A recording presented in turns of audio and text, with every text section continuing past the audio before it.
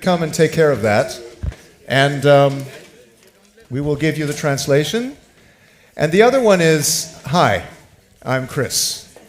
And I'm moderating this thing. I saw many of you last night. It was wonderful. Let's make this real. Let's get your questions. We'll try to get to as many as we can. Don't be bashful. Raise your hand. Let's send that mic out to you and make this interactive. I want to casser la vitre entre vous et ça. Okay? If we can do that, that would be great. And if the first speakers, les premiers speakers, pourraient prendre leur place à la table, Eric, y compris Eric, si vous pourrez prendre votre place. Merci. And anyone else who is speaking in the first opening session, please take your seats. That includes, well, Maria is making a video. Kestutis, where is Kestutis?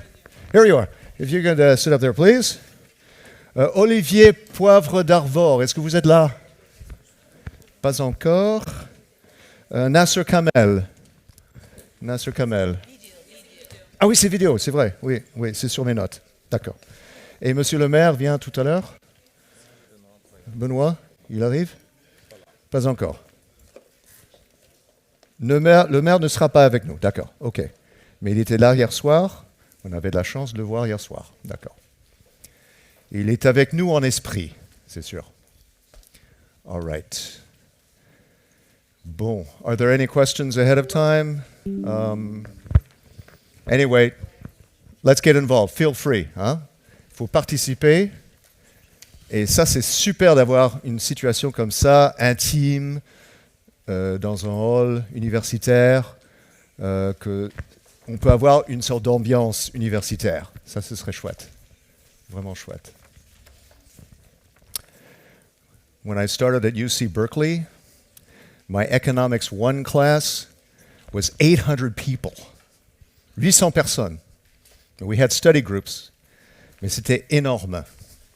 Là, on a de la chance d'être très intime, beaucoup plus intime aujourd'hui, et de parler comment on pourrait trouver ces synergies. Enfin, how can we work together among policy, business, NGOs, recherche?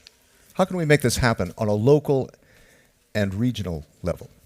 That's what this Lighthouse thing is all about. So, anyway, dans quelques minutes, we will kick it off. Thank you very much. Thank you.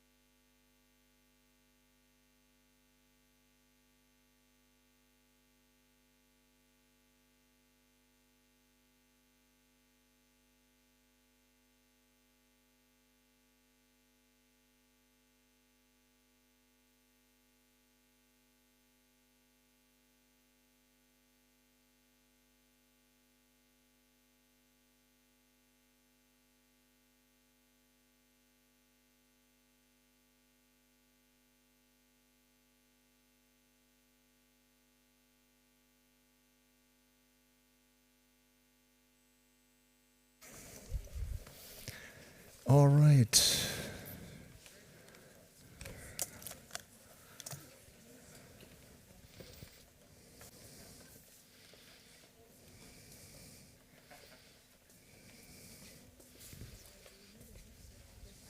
You tell me when.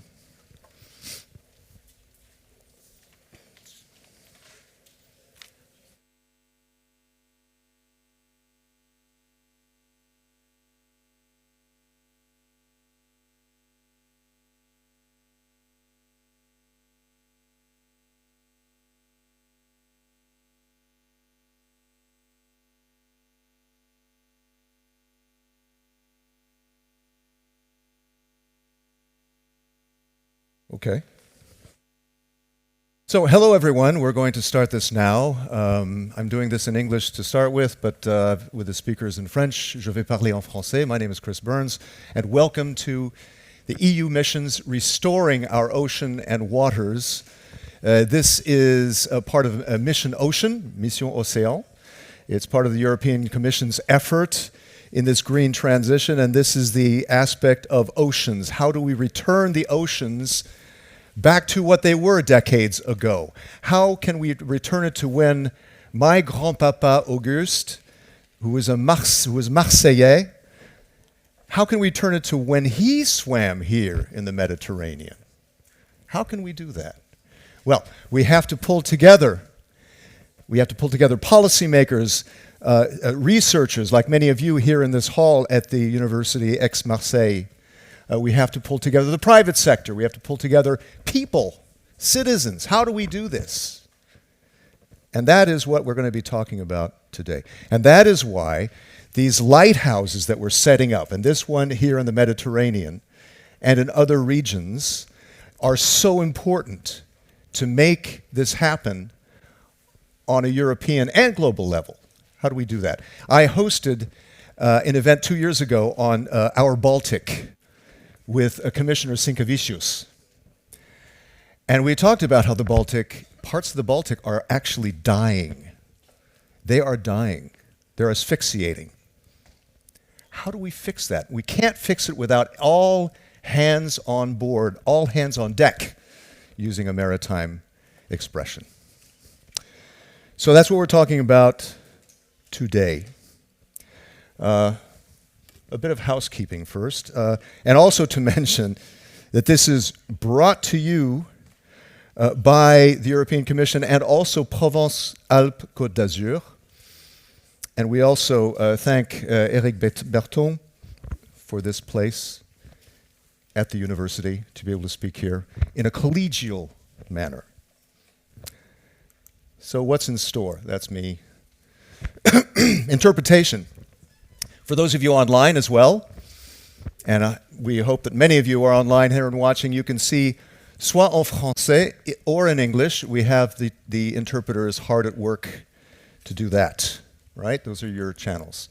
Also, how to activate your interpretation in Zoom. That's for you online. Take a look. Click on the interpretation button located in the toolbar. Select the language you want to hear. Okay. And for those of you online, Slido for your questions. Slido for your questions. But for those of you here, raise your hand. Don't be bashful. Let's get you involved. We have a roving microphone. Roving mic. Okay. And I think that's it. Right. We have, where is the, up.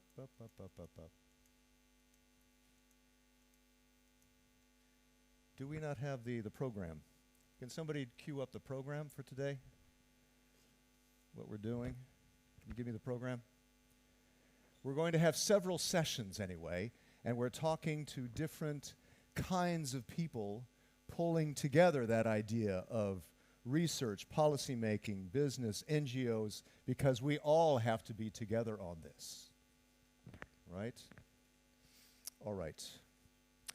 And just to cite that, I saw this figure in Nature magazine, 100 tons of plastic waste dumped into the Mediterranean every year. Every day, 730 tons. And I saw a lot of it snorkeling off. J'en ai vu beaucoup lorsque j'ai fait de la plongée en Méditerranée. Eric Berton, bonjour. Eric Berton, vous êtes là? Est-ce qu'on peut peut-être aussi rappeler à tout le monde? Could we also remind everybody that hashtag Mission Ocean, hashtag Horizon EU. If you hear something interesting, if you want to say something yourself, it's a good idea to do some social networking. So, Eric Berton, you're president of Aix-Marseille University. And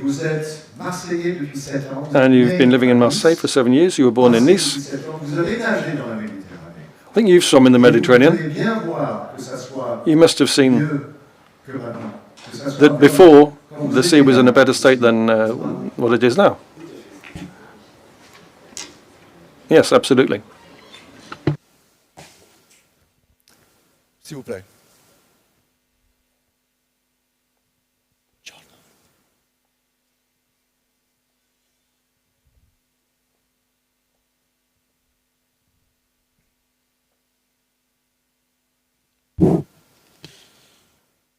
Mesdames et messieurs, Ladies and gentlemen, les officiels en vos rangs, officials of your various mesdames, messieurs, levels, ladies and gentlemen, c'est une grande joie et un grand honneur I'm very pleased and honored que vous accueillez representing our university for us to host your event here today.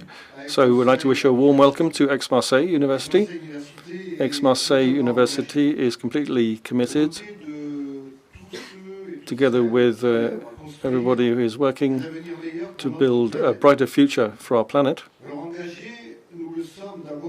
We're committed, first and foremost, because we have a major responsibility to youth. Here, our students are building a relationship with the world and are proving their capacity to understand and to make plans, because they have the space and the time to think and to make commitments. And so they are becoming fully fledged citizens now and in the future. To be able to measure every day to what extent this youth is aware of the priorities that have to be defined, every day to measure how we have to ensure that we put in place the right answers today to have the right solutions for tomorrow. We're also committed because our researchers and engineers and teachers, many have understood that the climate challenges require us to come together and to work together in a coordinated way to achieve common objectives. It's thanks to the strength of this common understanding and strength that we have committed to create synergies between the many disciplines that our university encompasses. This interdisciplinarity is at the heart of our establishment project, and I'm talking about it today because we know, and you know, that the solutions that have to be put in place to preserve the future of our planet depend on many, many different factors. You have to mobilize different areas of expertise, and if these factors are not brought into resonance with each other, and if these experts don't learn to work together, we are certainly going to waste a lot of time that is very valuable. We're also committed because this territory, in this region, we have a very strong relationship with the maritime environment, because more than anywhere else, the sea plays a vital role. We spend our summers marveling at the beauties of the Calanque. We sail to nearby islands and lands, such as Frioul, for example. And further away, we travel to other continents, which are just a few hours' journey away. We also fish these waters to maintain the excellent reputation of Provençal cuisine. The sea is also a source of dreams and pleasure. And also, it's an extraordinary cultural source of cultural mixing, and also a source of sustainable development to protect biodiversity and to preserve the future. Therefore, this attachment leads us to have a particularly acute understanding of the importance of the issues that are involved in protecting the seas and oceans. We know what they represent, and that this represents a fantastic driver to mobilize society and the different types of knowledge and skills that our territory has. Yesterday, we launched our project with the oceanic sciences, but I could also tell you about our Mediterranean Institute for Environmental Transition, our Institute for Societies in Transition in the Mediterranean, or our Institute for Mediterranean Archaeology. These institutes are the leading vessels of the interdisciplinary approach I mentioned earlier. They bring together people from research, education, and many partners from the socio-economic fabric and NGOs and the world of culture, together with our IUT and the science faculty. They provide training in the professions of the sea for those who tomorrow will be working to restore our maritime spaces. With our Center for Innovation and Knowledge in Aix-Marseille, which is involved in the Smart Port project, these are important players in innovation, putting together their skills and expertise to achieve societal objectives. This gives real meaning to our main ambition, which is to be a socially committed university. I started by talking about youth and students. I'll also end with this. A few days ago, one of our students was talking to me about a French artist, Suzanne, and one of her songs. I remembered that I was listening to this song, and there was one part of this song that said, "If we've broken the planet, where is the after-sale service?"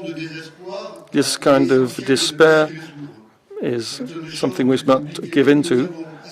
We certainly have the capacity to together play our role and take control of the situation and provide the solutions that our planet needs. As the president of the university, I never forget that if we're all here today, it's above all for our young people, because it's only thanks to youth that we'll be able to build the future.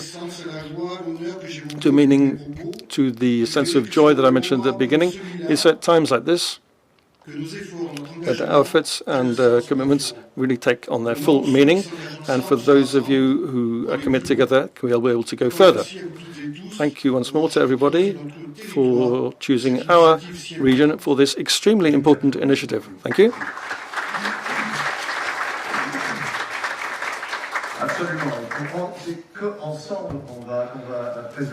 So it's only if we work together that we aim to be able to preserve this source of dreams and work and life. Let's pass to Maria Gabriel.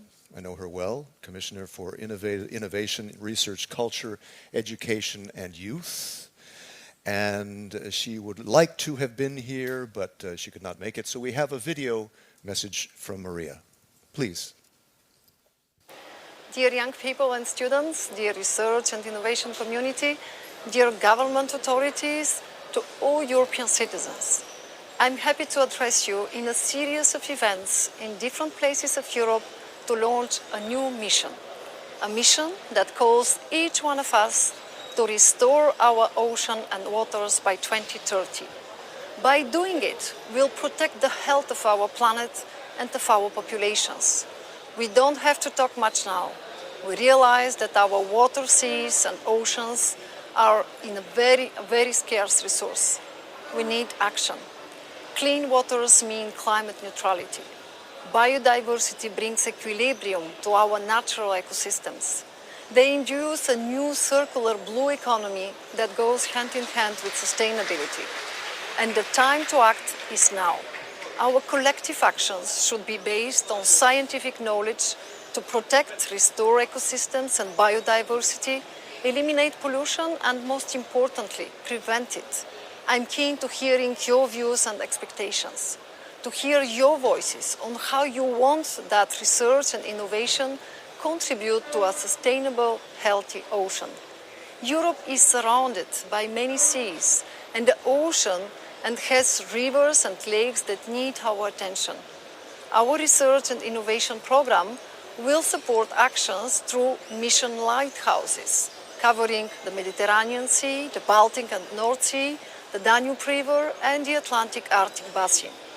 The mission and its lighthouses will help to build demonstrators and link best practices across all Europe for sustainable blue economy solutions that touch every citizen. By promoting access to the best available science and the uptake of tested innovations, we'll make use of the full capacity of our research and innovation. We'll improve our lives and the environment we live in.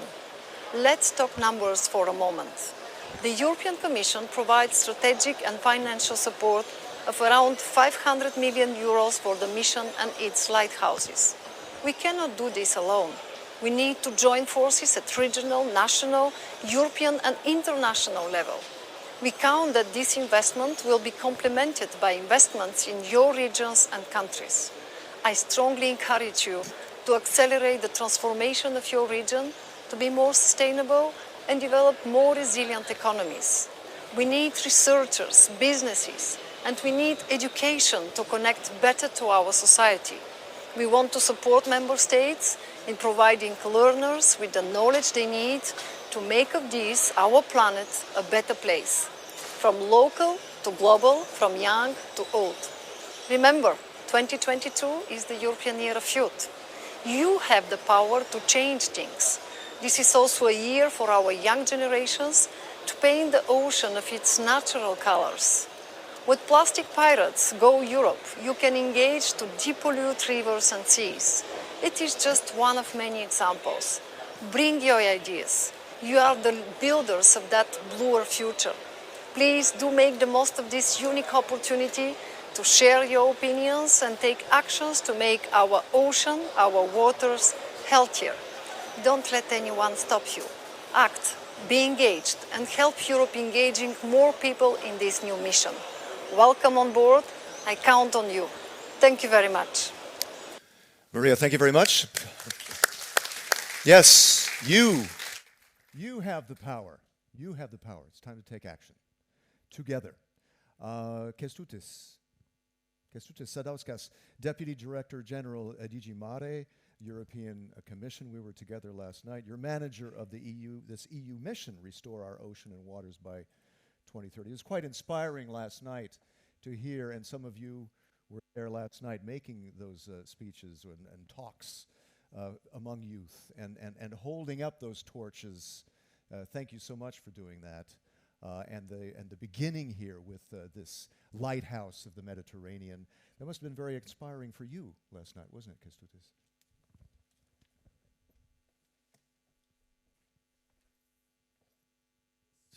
Good morning, and indeed, Chris, it was really inspiring because we are up here for the challenge that cannot be solved by bureaucrats or bureaucratic speeches. It has to really take these type of interventions, this type of spirit.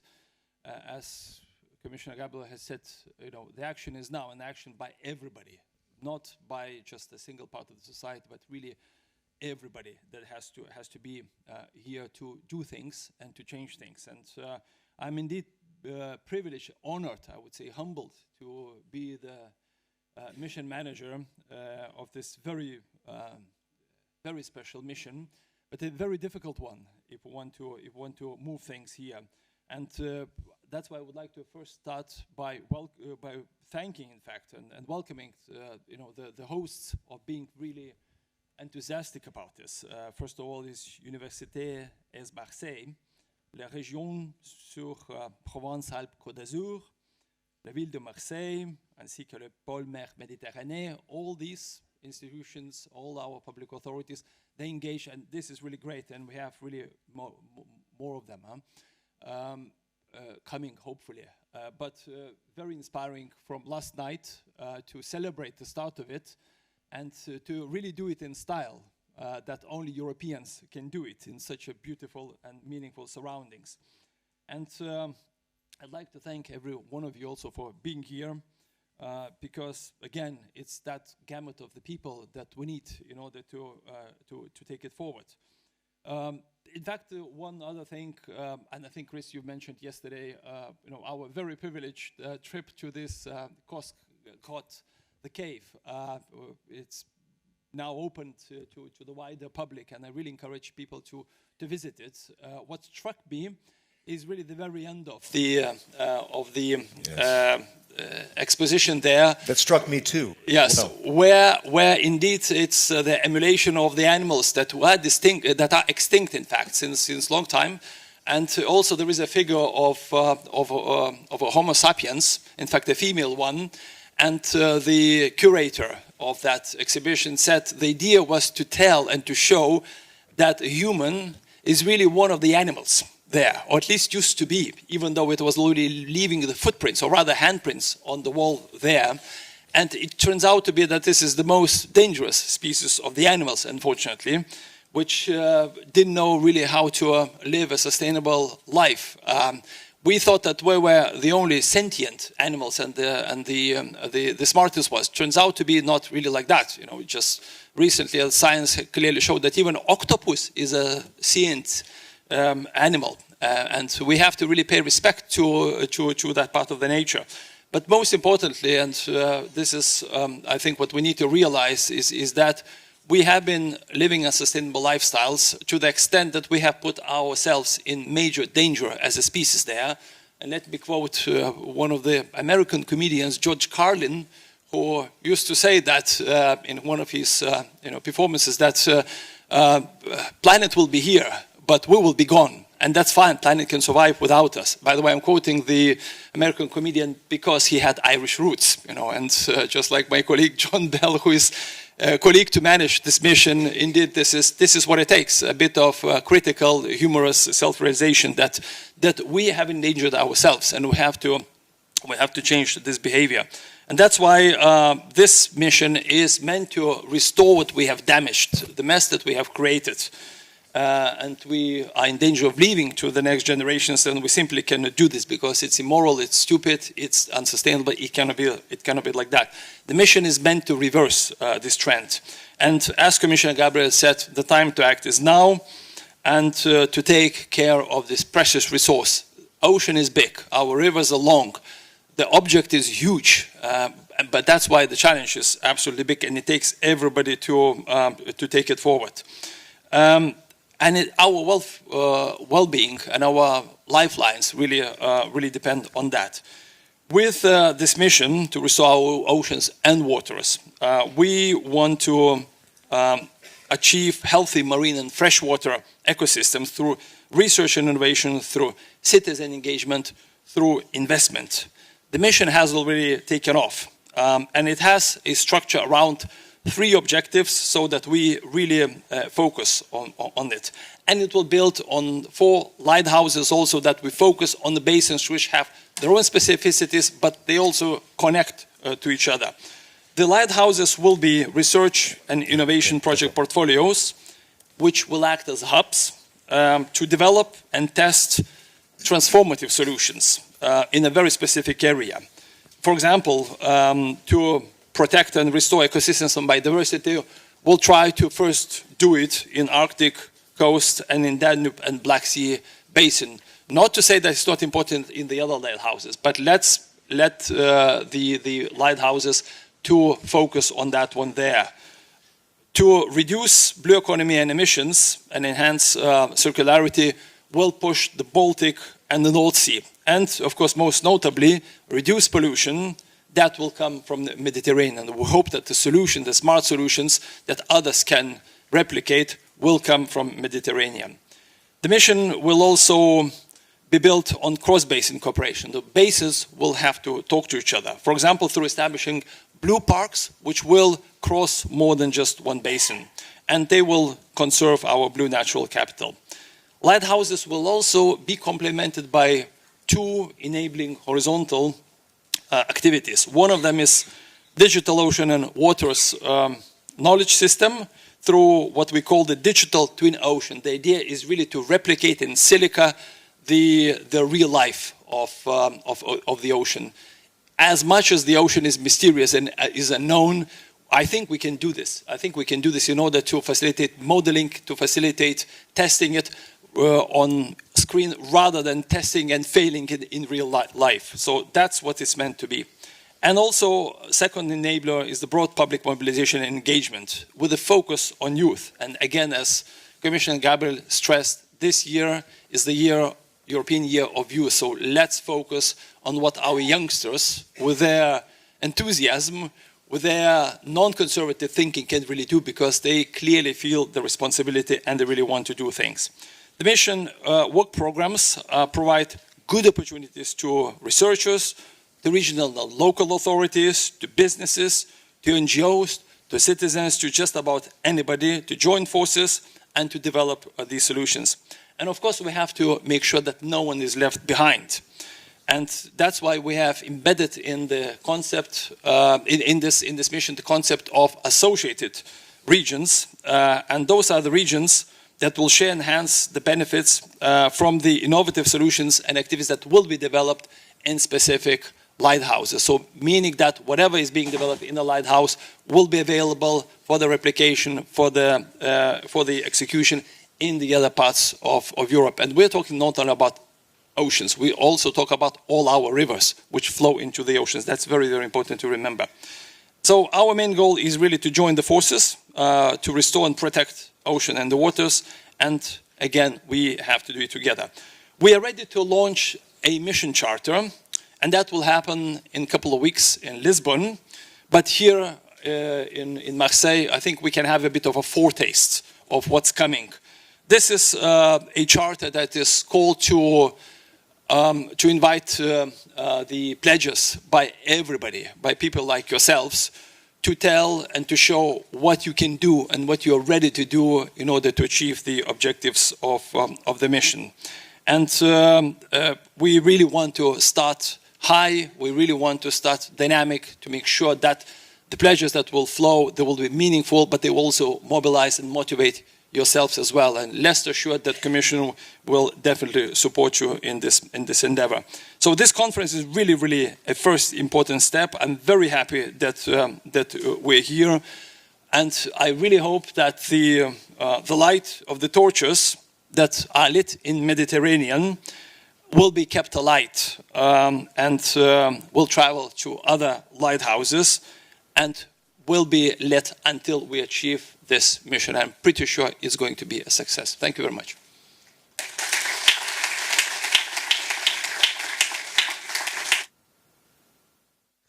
Kęstutis, thank you very much. Thank you. Yes, we must all make this happen together.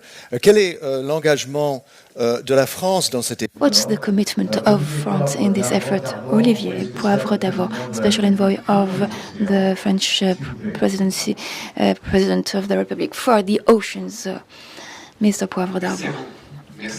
Thank you. We thank all of you. The commitment of France is reflected here in Marseille, in this wonderful place. I thank all the authorities who are hosting us, and I thank the University of Aix-Marseille. I must say I'm very proud that the EU and the Commission launched this program. It's a wonderful news. It's the first time that it happens. I would like to pay tribute to someone who contributes to this work. Pascal Lamy has presided over this mission and is represented here by Mrs. Geneviève Ponce. This is a wonderful dynamics. We've witnessed a lot of energy and enthusiasm yesterday. I take part to meetings on the ocean about 3 times a week, and if you listen to everyone in these meetings, it seems fine, but after a few days you realize that it's not getting any better. The ocean remains a crucial issue for all of us, but the problem is that it's huge and it is not densely populated. There are no voters, no representatives. It's just a few voices of NGOs, of people who are involved, but the oceans represent 80% of the surface of the Earth. It's not enough to share our energy and to light torches or lighthouses to make sure that it gets better. We must act fast, whether it be NGOs, all types of actors. We have a lot of respect for the work of NGOs. We have a lot of respect for the work of states and governments. The result is not up to expectations, including at European level. A few months ago, here in Marseille, President Macron announced the One Ocean Summit event, which aimed at bringing together all the stakeholders. It's very rare to have together representatives of the state, the industry. In February, some of you were here. We brought together some of these actors, public and private, the civil society. They committed to 13 commitments, and we are following up on this. We want to make sure that progress is made to fight against plastic pollution or climate change. First great news in Nairobi at UNEP. After a few days, back in February, we could witness the commitment of the states, and that's significant, including for states like India, Indonesia, China. They launched the treaty on forbidding single-use plastic, and we cross fingers If everything goes well, it should come into effect in 2024. It is a long-haul project, but it is a great piece of news. We will talk about this together in Lisbon. There's a great UN event soon. The EU, for a long time, has been working on maritime issues. I have in mind the negotiation on BBNG, biodiversity. It's not that well engaged, it seems.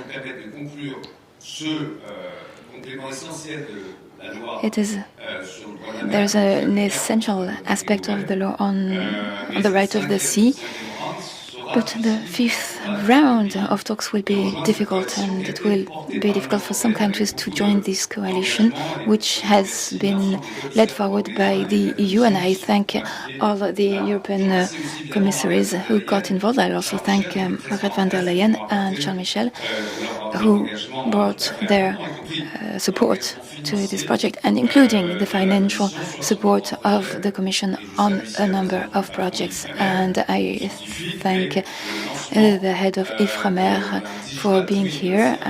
We have launched a digital twin of the ocean. A number of companies are working on this. I have in mind Mercator, among others. This digital twin will be a great contribution of the EU. We also have to praise the commitment on a number of issues. I have in mind Virginie Passobissu for the Antarctic region, so as to convince the Chinese and the Russian to declare this area as marine protected areas. Many problems remain. There's a sort of laziness of some European countries. I'm not referring to the EU, but to European countries individually. Not many countries consider that the ocean is a wonderful soft power tool. There is a certain form of laziness. I was recently in Greece with important people representing 25% of the global weapon industry, and it was very difficult to convince them of how important it is to decarbonate maritime transport. They have a lot of economic weight. For strategic reasons,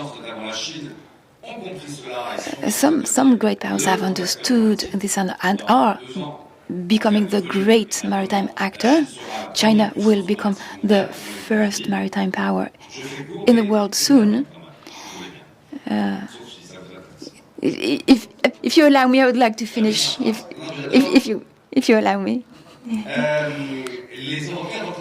The Europeans represent 55% of European transport, MSC, Bloads, SMA, CGM.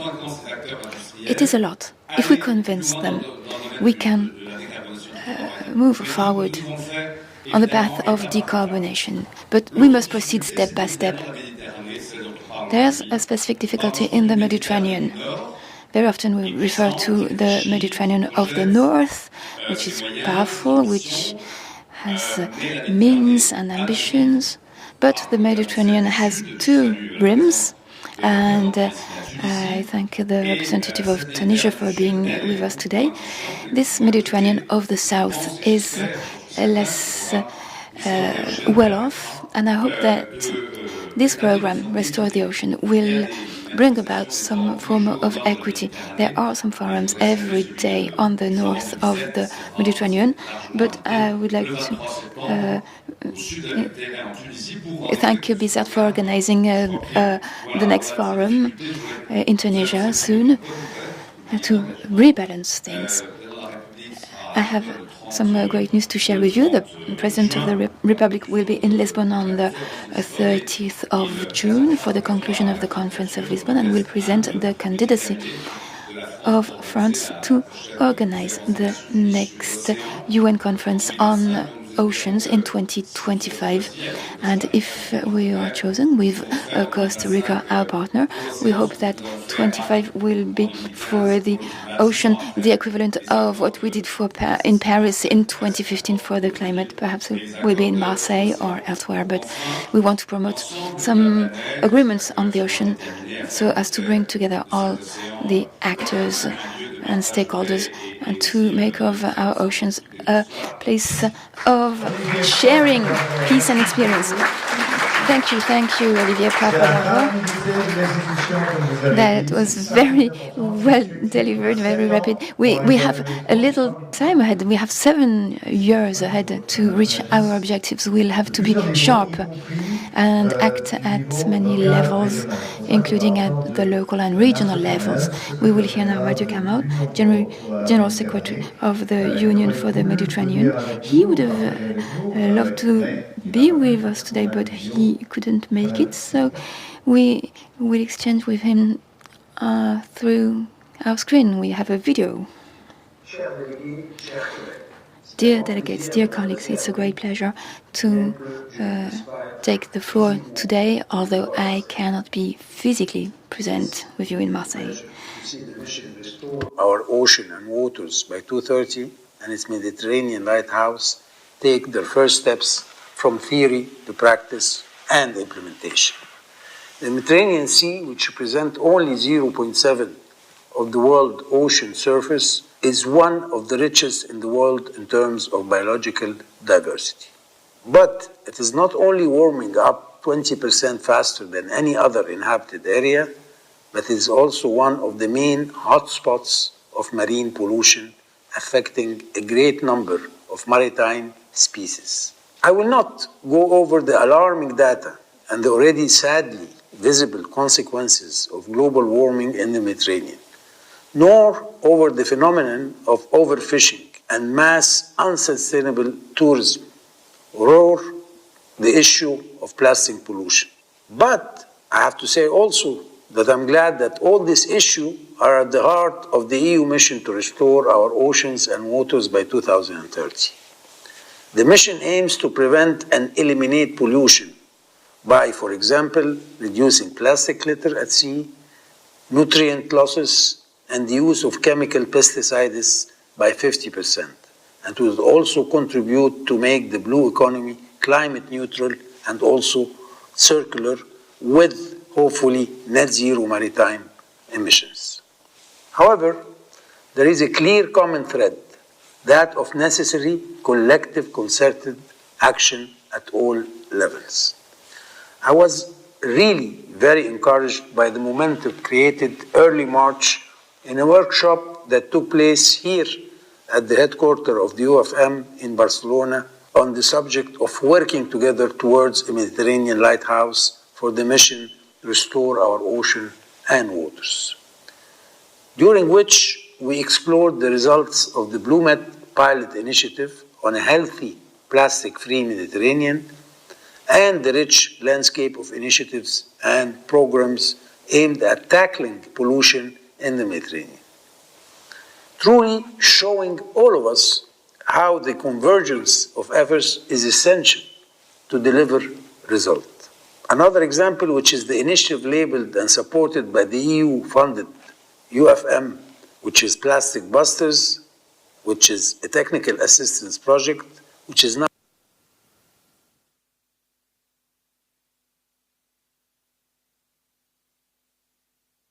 Apparemment, on va poursuivre maintenant. Okay, d'accord. Very much. Thank you very much. Plastic Busters, by the way, we're going to be talking about that later on today. Let's give a big hand to the speakers of the first opening session. Thank you very much. And if you could please take your seats. And the next panel, please. If you could please come up. This next panel is on implementing, putting into action the EU mission Restore Our Ocean and Waters by 2030. How, and what needs to be done to reach this concept of zero pollution? And yes, tick, tick, tick, 2030 is not very far away. It's all hands on deck, as we've heard repeatedly by the opening speakers. To make this happen, We need, as Nasser said, collective, concerted action. And we also have to go beyond the politics, because there are situations where you have the local politics that is not very much in agreement with the regional politics. We somehow have to go beyond that. We've seen that repeatedly in different regions, including in France. So let me remind you of the mission targets as we're taking our seats. The mission targets are reduce this mission ocean, right? Reduce by at least 50% plastic litter at sea, microplastics released into the environment, nutrient losses, the use and risk of chemical pesticides. We have to reduce that by at least 50%. Cut it in half. How are we going to do that? In 7 short years. Also, less than 20 litter items per 100 meters of coastline. That doesn't sound like a lot, but it is a big deal. For those who have been on the beaches here in the Mediterranean, as I have, it's an obstacle course sometimes. It's terrible. How do we fix that? How do we fix that? Well, these lighthouses, we hope, are going to help this on a regional level, because each region is different. As I saw with the Baltic, there's a lot more agricultural runoff than there is here in the Mediterranean. That's why you have to address, it's not one size fits all. You have to address each region in a different way. And John Bell, director of Healthy Planet, are we there yet? Healthy Planet? DG Research and Innovation, European Commission, and Deputy Manager of the EU mission Restore Our Ocean and Waters by 2030. John, how are we going to fix this? Yeah, you can, or you can get up there. It's up to you. It's a university hall. This is lecture hall. It's talk. Is that? Yeah, don't you? Me too. So yesterday we went to visit the Les Grottes here in Marseille, and there's 2 takeouts out of this, and one is that the oceans will decide. Doesn't actually matter what we say or do. The oceans in the end will decide if we don't treat the oceans with the respect that they need. They're our main life support system. And there's something about our civilization being the first civilization to understand our dilemma. We have knowledge, we have science, we have research and so forth, and we have choice. So the question now, as you say, Chris, is how are we going to change the context? When the European Union was created, there was a great Frenchman called Jean Monnet, and he said, when you're confronted with insuperable problems, you need to change the context. That's what the mission is about. If you think about the mission, the mission to send people to the moon and back, we're trying to get to the next version of our planet quickly. That's the journey. What does that mean in terms of where you live or work or study or invest or govern or administer or play around the ocean? And so we have these 3 big goals for the mission. And what's different about the mission, and the reason why we're here to talk about it and to start in Marseille, and I thank all the people who've hosted us here. It's been a great start, because you need to know your place when you're in Europe.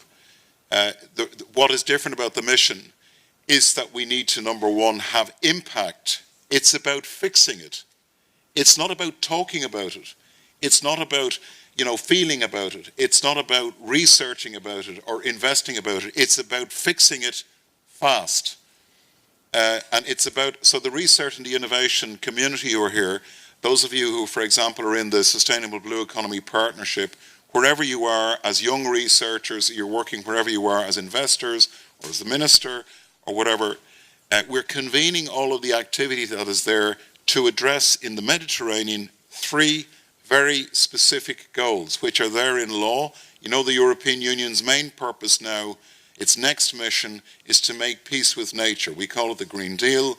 There are lots of complicated laws with very difficult targets. And this mission, where we talk about the change that has to happen, transition by design, is to think about it as a big transition sandbox, trying to work out how do we do this. That's what the mission brings, that all of the other instruments and funds are there to support. So we have 3 things we have to do here in the Mediterranean. So how are we going to do that?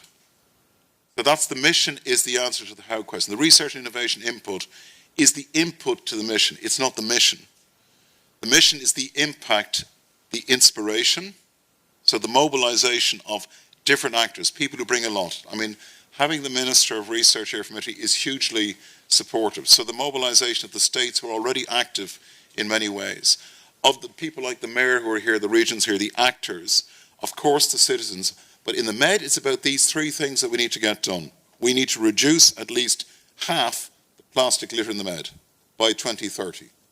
We need to reduce at least 30% of microplastics, and we need to reduce at least 50% of the nutrients and the chemical pesticides in the Med. That's what this mission, piece of the mission is about. And out there, those of you who are online or wherever you are in Europe or outside who are involved in this, the mission is to convene people, to get it done, to accelerate it, to scale it, to de-risk the difficulty for the people who can finance it, to demonstrate that it can be done, because society, this is one of the important messages for particularly the next generation, science has to give courage to policy, but it needs to give hope to people. It needs to give opportunity to innovators. And this is part of what the mission has to do in a very practical way. So those three areas are where this part of the mission, this sea basin, this lighthouse will deliver. And the idea of the mission is to convene, and the Charter's point, and it was wonderful last night where Minister announced that we will meet in Naples. And the political convening is not asking people to come out and sign a check. It's convening people saying, we, the citizens of the Mediterranean, north and south, are going to try and fix these three problems together. The Charter is the convening politically.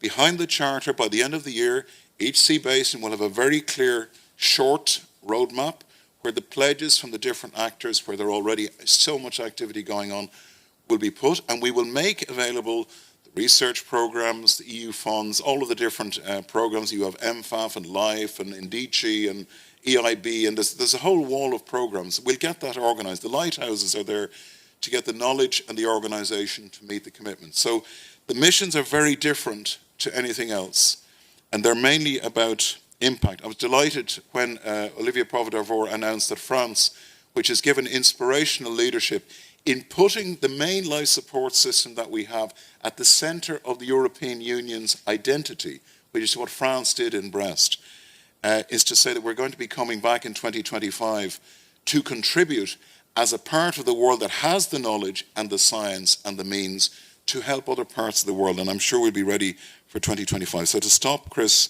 in this move from aspiration to realization, what the missions have to do, the how is what we commit to do by the end of the year. So, and what we need from the people who will engage in the mission will be all kinds of backroom programs and lighthouses, and CSA's Francois Houllier, who's been leading in ocean area, has been signalling in many speeches we need to convene, and we will have supporting projects. We have all of that, all the back office machines to make it work. But what we need from you is we need you in whatever part of this restoration process. You're the generation regeneration, the generation restoration.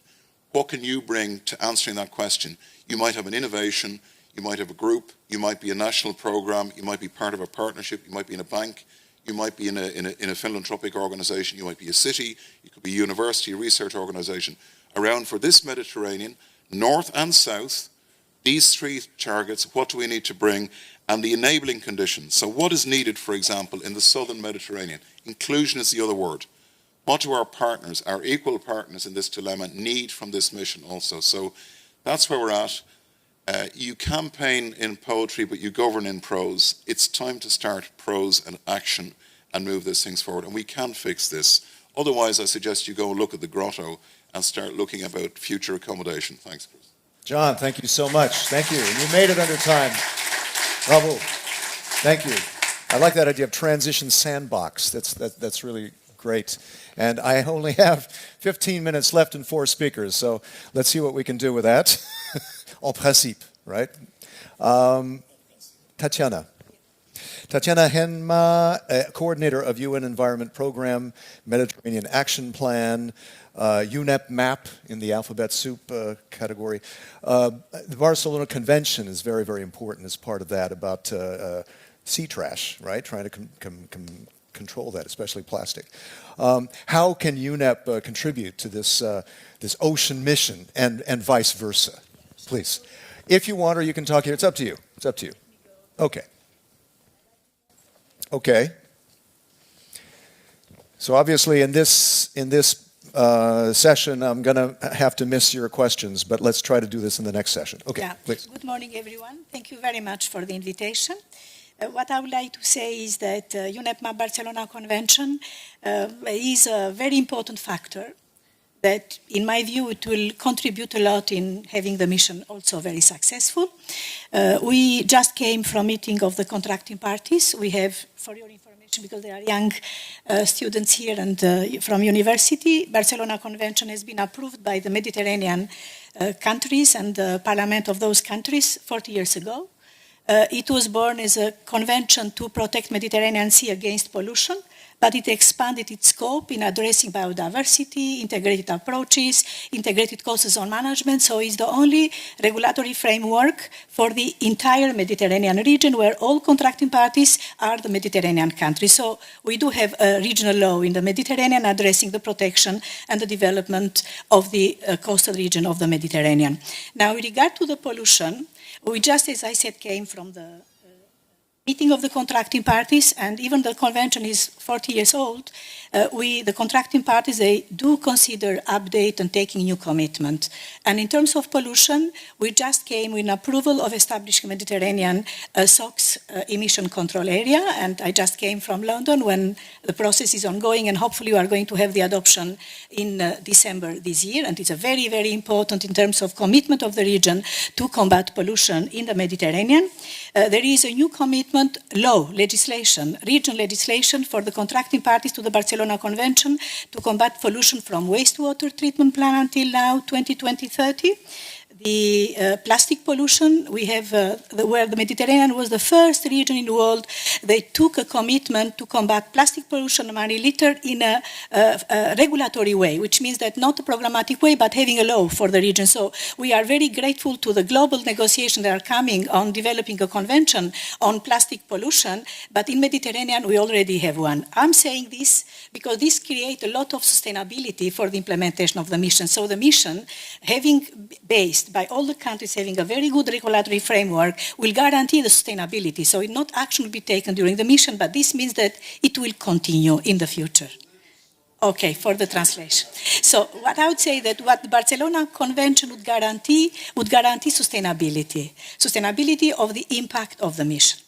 The other very important element is that we have common objectives, and I believe and I'm confident that we'll be working all together with the mission, with the countries, with the government, with our partners to renew political commitment, to make it strengthen and to have impact on the action on the ground. And what you mentioned, all the target on nutrient reduction, on plastic pollution, all these are common objectives that with the mission we believe that will go to the right direction, having the impact on the ground, and definitely what we are feeling is that implementation is lagging behind. We know that we have made a lot of commitment, as we said, but implementation is lagging behind, and not necessarily in the southern part of the Mediterranean. Even other countries, they do have difficulties, and we believe that the mission will help them advancing the implementation, will help in identifying a feasible, technical, and cost-effective solution.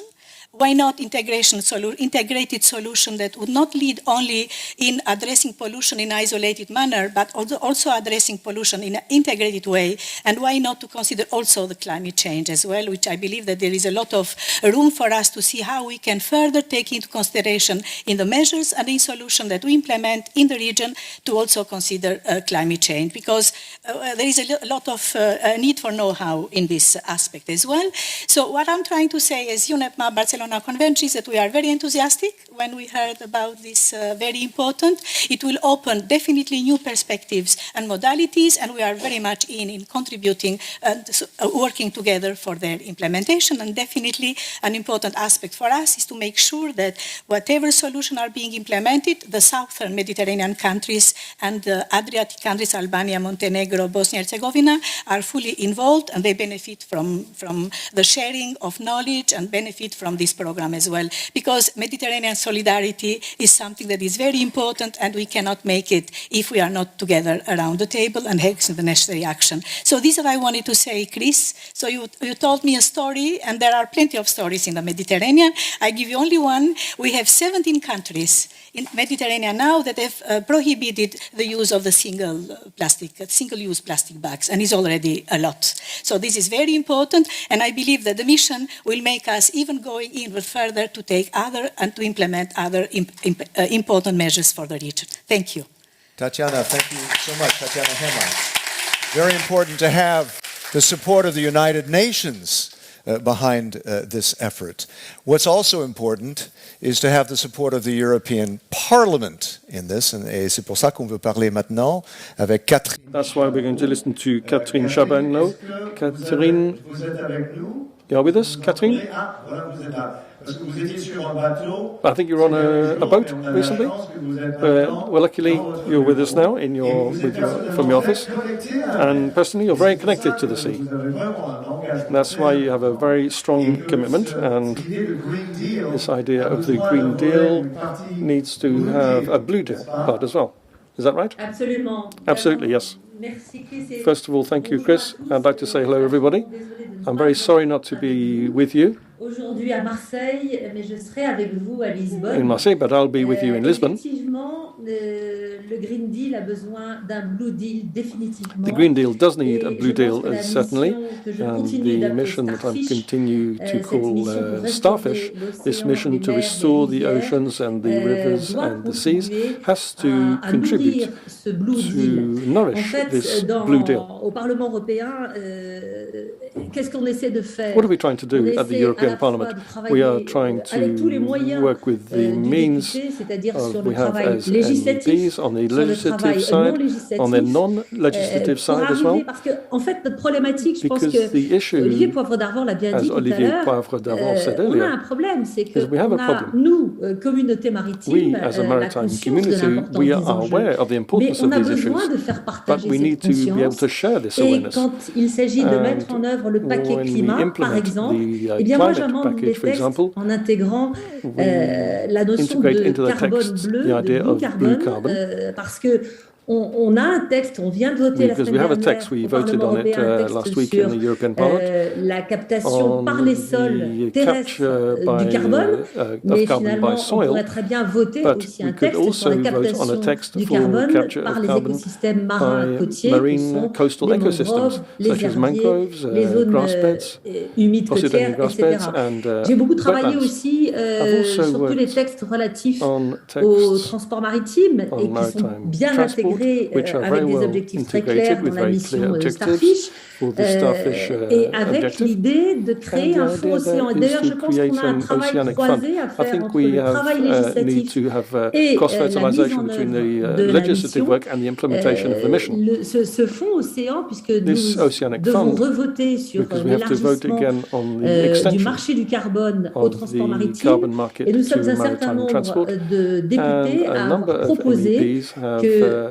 suggested une partie des revenus that part of the du income marché du carbone from the décliné au carbon transport maritime market dedicated viennent to abonder shipping un fonds océan should qui be put into financerait an oceanic fund pour which partie would qui accompagnerait le which secteur would économique dans support sa the economic décarbonation, sector in mais its aussi qui decarbonation, permettrait de but financer also would make it possible le management, to fund la gestion the des aires marines management protégées. Parce of the que marine protected areas.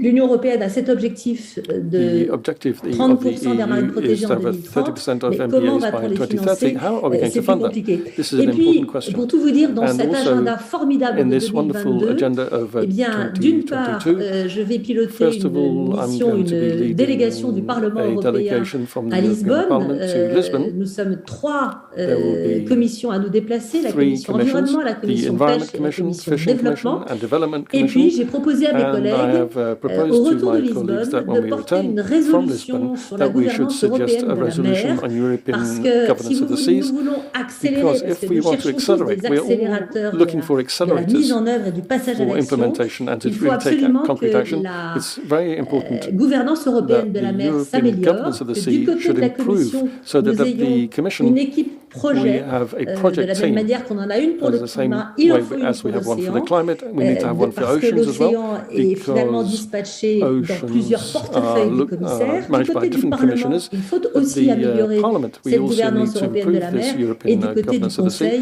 and il faut also que the les Council, présidences the tournantes puissent rotating continuer presidents, à s'occuper presidencies continue du sujet. to Un work dernier on mot this sur la subject. Another Méditerranée, parce last que point about the Mediterranean. en temps, il y a 5 ans, j'étais 5 déléguée years à la ago, mer et I au was a littoral. J'ai delegate travaillé to the pendant coast 1 and an the sea, sur and I worked for a year la restauration de la on Méditerranée, the et je restoration of crois the beaucoup Mediterranean, au and I projet believe very phare much en in the Méditerranée, Lighthouse parce qu'on projects s'aperçoit in qu'il the y a Mediterranean, beaucoup because de sujets we qui realize that there are a nécessitent de lot la of subjects that need coopération régionale. regional Et cooperation. véritablement, je voulais vous dire And tout I would like mon to, I soutien wanted pour to cette tell you how much I mission. support your mission, Pascal Lamy, Geneviève Pons because le Geneviève savent. Pons Je suis un grand knows it soutien. already. I'm a Et very un strong dernier mot, supporter parce of this qu'il y mission. a And 4 ans lastly, maintenant, j'ai lancé cet 4 years appel ago, pour que I l'océan launched soit this reconnu comme appeal un bien for commun de the ocean to l'humanité. be recognized as a J'insiste common pour good dire of humanity. que I would c'est like cette to notion de insist that this responsabilité concept individuelle of des collectifs individual and qui est collective liée, qui responsibility, est which is linked, consécutive which is à la notion de bien commun, consecutive to qui the idea doit of a nous habiter, collective parce common que good. c'est ensemble que This nous is how we must participons look à at the situation. régénérer This is how we'll l'océan. be able to Merci, et à regenerate the disposition oceans. s'il y a des questions. Thank you. I remain available to answer any questions. Question.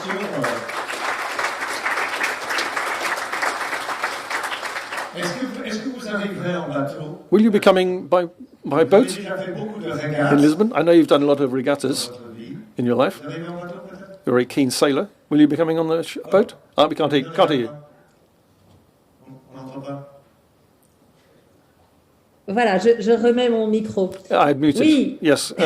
Pour tout vous dire, je serai sur mon bateau dans I 2 will be jours. on my boat in a couple of Je days. pensais l'amener à We're Lisbonne. hoping to Et travel en to fait, c'est un vrai Lisbon challenge on the boat, but it's quite a challenge de concilier la navigation avec reconcile, mon travail de sailing députée with my européenne. work Et as je suis an très MEP, mobilisée sur cette and I'm very résolution sur la gouvernance de enthusiastic about this l'océan pour le resolution mois on de juillet, dans governance of laquelle the je voudrais oceans in promouvoir July, la where I mission will be Starfish promoting the notamment. Starfish Et donc, project, je navigue dessus particularly, and I will be dans 2 jours. Et pour tout vous sailing in 2 dire, je days' vais time, faire and to un tour tell you what's autour happening. In des fact, I will futures be going champs right d'éoliennes around all offshore of the qui future sont en offshore train d'être offshore wind installées turbine au sud sites de la that are Bretagne. going Je to vais aller be les voir installed south depuis of la Brittany. mer. I'm going to be looking at them from the sea. Voilà. Et à la fin de l'année, From my boat, and j'ai at the décidé end of the year, I've de m'engager decided dans une course, dans une to transatlantique en participate in a solitaire à la route du Rhum en transatlantic France, single-handed de manière à donner race de la from lumière à France tous nos to enjeux, à across tous nos Atlantic sujets. to highlight Et je all of serai these ravie issues de and porter challenges. le I pavillon will de be la mission delighted Starfish. to Donc, have the Geneviève be à wearing, disposition pour en showing the reparler. flag of the Starfish project.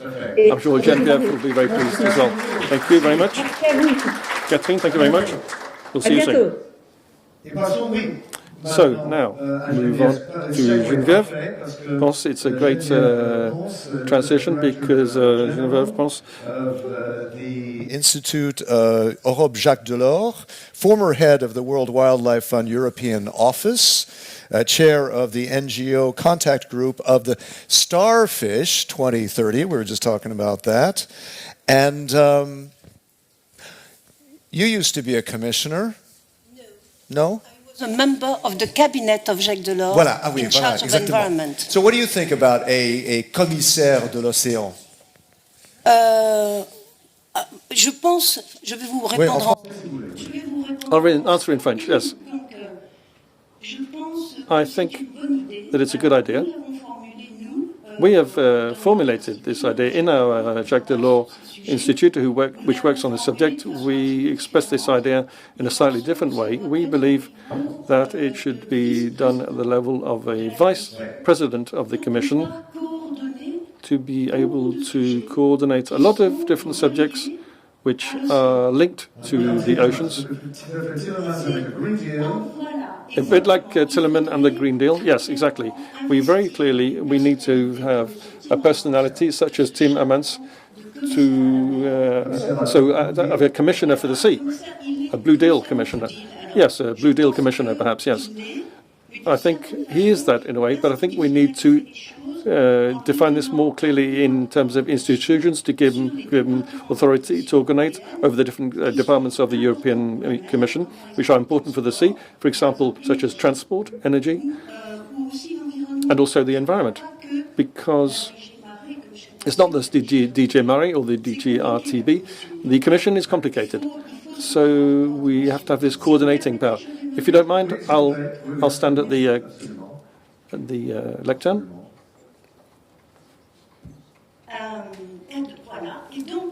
So, I wanted to talk to you about the commitment of NGOs. Yes, absolutely. Not just about the NGOs. There is also what we call in English the philanthropists, foundations who fund the NGOs. Many of these, many of them are quite large, and in the commission umbrella which I call starfish. This is a French habit of using English words sometimes to illustrate what we're thinking. Étoile de mer in French, yes. I'm going to talk about the Starfish project. I'm going to talk to you about the involvement of the NGOs and the foundations in this mission. I'm going to talk to you about this in two sections. First of all, I'm going to explain what it was in the design phase and why this is important, and then I'll talk to you about the implementation phase, and as our moderator has asked, I'm going to give an example to illustrate this. So, the mission, as you know, has a very ambitious objective. Another characteristic of the mission is that it brings together all of the stakeholders and to try to mobilize them. We can't have huge assemblies, of course, so we have a board of 15 members, and we had an assembly of 26 members. In the board, as in the assembly, we tried to have all of the different professions and stakeholders representing all of the different stakeholders and areas involved. And the result was that we had one NGO represented on the board, which is Surfrider. There was one foundation, also an Asun, in the board, and we had the same thing for the assembly, which was a bit larger. We had one foundation, MacArthur, and one Estonian NGO. So we quickly realized that in our work we had to involve the NGOs, and from the very first meeting of this mission in September 2019, I made sure that I invited a former colleague from the WWF who was running our maritime unit, and she came with a concept which proved to be the concept adopted by the whole mission, which is the concept of restoration. She arrived with this key word. It's very important to regenerate the oceans. Not talking about conservation or protection, talking about restoration or regeneration. So this objective was identified at the very first meeting of our mission, and this has remained at the center of the starfish.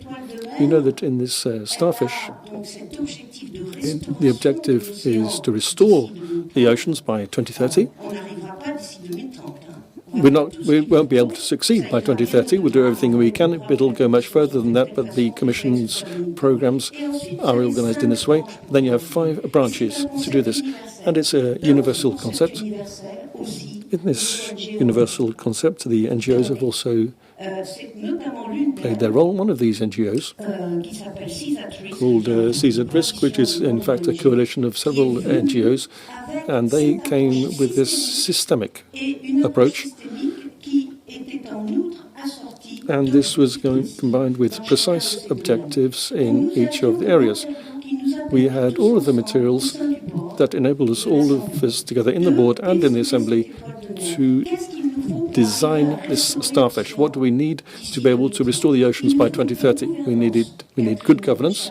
Catherine Chabot's mentioned that. We need science. François Ollier will talk to us about this. Then we need to have actions. Actions are the fight against pollution. This will be the subject of this Mediterranean Lighthouse project we're talking about today. It's also the question of protection and active regeneration of the environments. And finally, it's a transformation of the economy to sustainable blue economy. So in the very first phase, the NGOs who were involved through a process of consultation and through a contact group that I chaired. These NGOs really guided us in our central objective and in the 5 branches of this starfish. So, what can these different elements do in the implementation phase? The same thing again. We have to be very ambitious. We have to be vigilant and when we define this level of ambition, and we have to participate. Let me give you an example. I'm sure you're all familiar with the Pelagos project. This Pelagos sanctuary zone between Italy, France, and also waters of Monaco. This Pelagos project was created by an agreement between these 3 countries, and at the same time it involves the NGOs, and one particularly NGO, which is WWF. WWF, the World Wildlife Fund, has contributed to defining a very ambitious objective for protection of cetaceans, and then published a report which was quite critical on the level of implementation of the Pelagos objectives in 2015, and then finally is now participating in actions in the field, in other words, at sea, and in particular the actions to measure the presence of cetaceans and also to examine their state of health, which enables WWF to give feedback on the protection measures and their insufficiency. That's why we have to involve in all of our Lighthouse projects. We have to involve NGOs to make sure we have the right level of ambition and the right vigilance throughout the project, and also to make sure we have a good level of participation. There we are. Thank you. Thank you, Geneviève. We've heard from the NGOs, we heard about the UN through the Barcelona Convention, and we've heard about the regions, and now we're going to hear about research. What made me dream when I was a kid?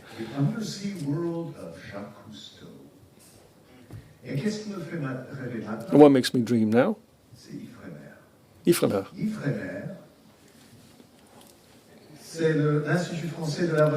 It's the French Institute for the Exploitation of the Sea. You should know Ifremer. François Houllier, on va parler de comment le côté recherche fait une partie très importante de cette I'm going to explain how research plays such an important part in this whole effort. François, over to you. Thank you. Bon, je vais m'exprimer en français. Merci pour l'introduction. I'm going to speak to you in French. As was said very well by the Ambassador Poivre d'Avaux, and as was said also by Geneviève Ponce just now, everything won't be perfect in 2030, but there are important things that need to be done, and there's a lot of expectations being expressed by the scientific community. I'd like to start with 2 anecdotes. In the 1990s, a researcher who participated to the Starfish Board was already working on plastic waste in the Mediterranean, and at the time it wasn't a very big subject. It wasn't really recognized as an important subject in science. François Galgani was his name. He's no longer Mediterranean. He works in the Pacific now. I'd like to pay homage to the work he did at that time, and I'd also like to invite you to measure the distance that you can have between our conventional way of doing research and what is expected as part of this mission to restore our oceans and our inland waters. Another example I'd like to take is that about a month ago, Ifremer, with my former establishment in RAE, the French Agricultural Research Institute, published a collective paper on the impacts on sea and on land of phytopharmaceutical products, pesticides. We were able to measure that not only were there plastics at sea, we've known this for many years, but there were also everywhere, even in the North and South Poles, there were pesticides that could be in the seas in very small quantities. It's true, but the difference between sea and land is that on the land, you know what the impacts are, you know what the services are, you know, for example, the impact on pollination and on food. At the sea, all you can do is detect the presence of these pesticides. We don't know what the causal chains are, which lead to impacts on aquatic life. So there's a lot of research work that has been done over many years, but the challenge you're setting us, my dear John, and the Commission, this is a very big challenge. So we need to change the way we work in science and development by developing co-building or co-design approaches with co-creation approaches with a whole series of players. They've already been mentioned. We're talking about citizens as consumers and also citizens who have an opinion about the environment, who have behaviors. There are also the policymakers, whether national or regional. There are all of the different stakeholders. The Geneviève Pons has mentioned, and there's all of the companies in the economic part. What the mission is asking us to do is to work together, collectively. But I'd like to say that this does require quite a big effort. And so in more concrete terms, how are we going to do this? Yes, because I'm aware of this Prep for Blue.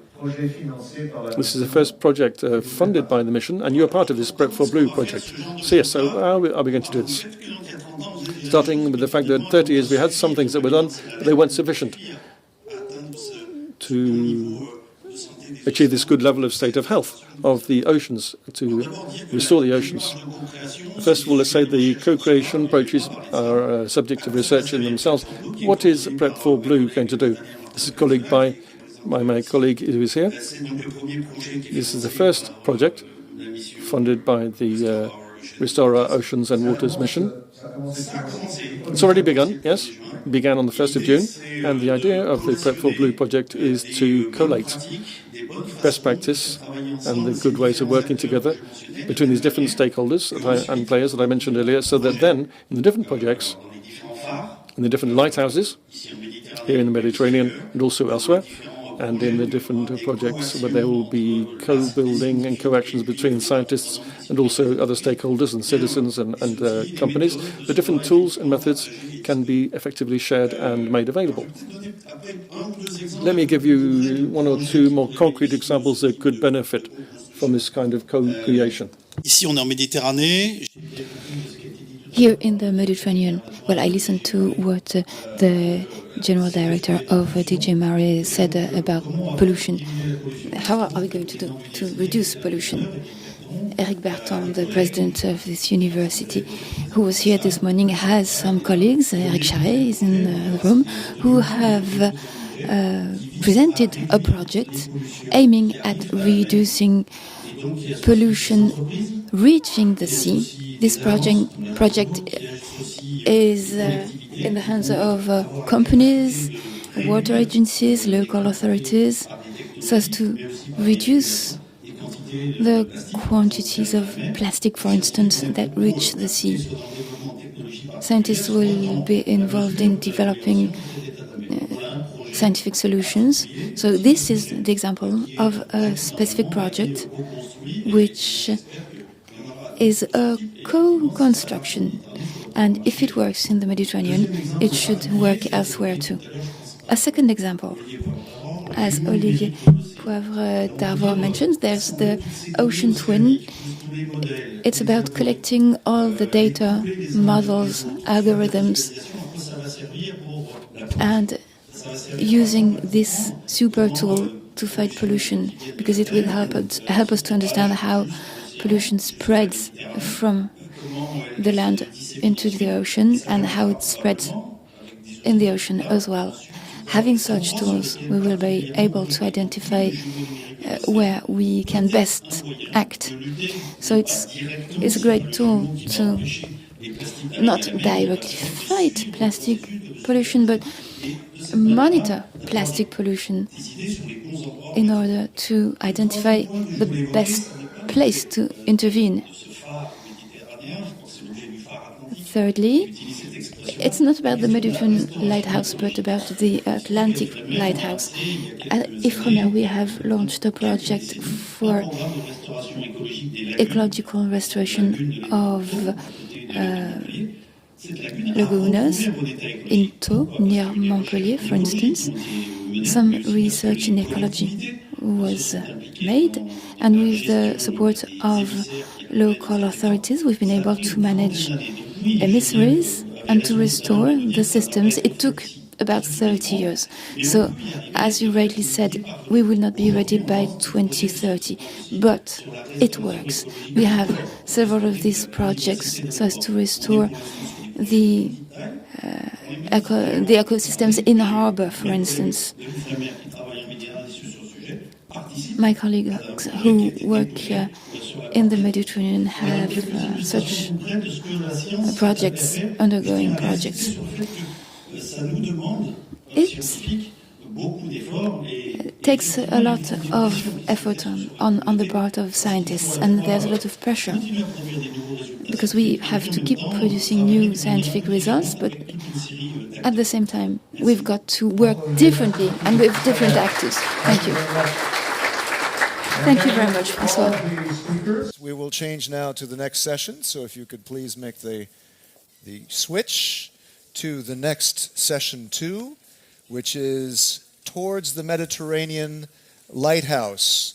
And keep in mind, all of you in here, in this lecture hall, but also all of you who are connected, keep in mind that those hashtags, Mission Ocean, EU Missions, hashtag Horizon EU, you can see them up there on the screen. If you have anything you would like to cast wider, so we're not just a tree falling in the forest. Yes, Christophe, merci. Thank you very much in advance for sending out those tweets. Tweet like a beast, please. And we're going to stay with our first speaker. The first aspect is Siri. Where's Siri? Siri is your... yes, Siri. Okay, Siri.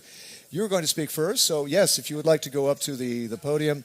Siri Granum-Carson, director of the NTNU Oceans, Norwegian University of Science and Technology, and member of the European Ocean Research and Education Alliance, EORIA. Yes. Is that right? And you had the first meeting of the Alliance the day before. Is that right? Did you have that meeting? That's correct. Yesterday afternoon. What was yes. the upshot of that meeting?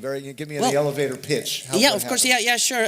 So actually, this was yesterday afternoon, right before the beautiful opening ceremony, and it was actually our second plenary meeting of the Alliance, but the first one that took place at least partially in 3D, but also with some of our founding members taking part digitally or online. So this is an initiation by Aix-Marseille and the NTNU that I'm representing. Richard Semprier, with the leader of the Ocean Institute here, and myself have been leading the initiative together with our good colleagues that is placed in Brussels. And we then started by talking between ourselves and inviting some prominent European institutions within diverse fields of ocean research, trying to cover sort of all different kind of disciplines and specialties, and covering all of Europe's ocean basins. So this is a lot of the brain power behind. Yes, exactly. Trying to making this happen, making this mission ocean happen. Yes, and there are obstacles. You want to find a way to get over those obstacles. Exactly. Things. How are you doing that? Yeah, so I'm just to say that we are now these 14 founding members, but this is just the beginning, right? So we're going to work to include as many as possible of the European ocean research institutions. So as you say, we have some obstacles too, and that's the starting point here. The vision is to try to work closer and better and faster together to try to solve all our big tasks. To facilitate Europe's ocean research community in working better together. So in that way, we can participate in the implementation of the UN Decade of Ocean Science as part of the 2030 agenda, specifically SDG 14, and also then to contribute to reach the objectives set in the Horizon Europe agenda through the mission Restore Our Oceans and Waters by 2030. So to achieve this vision, the mission of the Alliance will be to strengthen and to expand and to optimize EU ocean research and education capabilities through the sharing. We share world-class national facilities in Europe, and joint realization of pan-European research programs. So the model that we are building on is the EERA, the European Energy Research Alliance.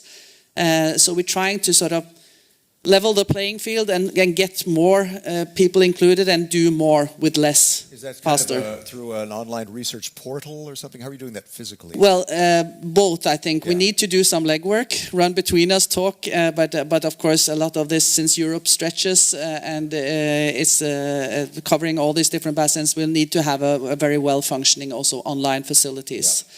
So, but the principle, and we're trying to align with this mission approach, the alliance will be to promote interdisciplinarity broader. So we have already a lot of different, as you all know in this room here and online, all the different ocean research sort of communities and groups and so on. So we're trying to work a little bit broader here, promoting interdisciplinarity in order to be able to solve this specific mission, broad kind of societal challenges by bringing together cutting-edge research communities within natural science, social science, humanities, arts, and of course then key technologies, engineering and so on, and thereby trying to overcome the barriers between these various fields of science and technology, and also then to, at the same time, engage better with industry and society at large. So it's a quite ambitious thing, but we need to, of course, take a step-by-step approach. So just to connect with the Mediterranean Lighthouse that we are focusing on today, this has specifically been angled towards this objective 2 of the mission, to prevent and eliminate pollution of our ocean, seas and waters, specifically on reducing plastic litter by 50%, microplastic, 30%, use of chemical pesticides by at least 50%. So these are the kind of key numbers. But of course, if you think about what does it take, we need to clean up, of course, we need to take out, but we need also specifically to stop flow.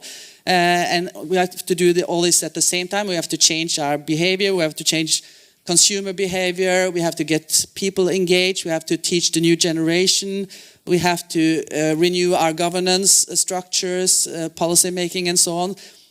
So this, of course, calls for a different kind of and broader and more interdisciplinary approach. So we need to work closer and better together. We need to find the best balance between competition on one hand and collaboration on the other hand, because we need good competition to get the best research done, but we need also to collaborate better. So yeah, in short, we think our alliance is the way forward for a less fragmented, a more efficient ocean research community in Europe in order to restore our oceans and waters by 2030. And just to end by quoting the American poet Lee Fisher, be an ocean, move swiftly and roar, or move softly and lap upon the shore. Thank you for the attention. Very nice. Siri, thank you very much. Thank you. Very nice.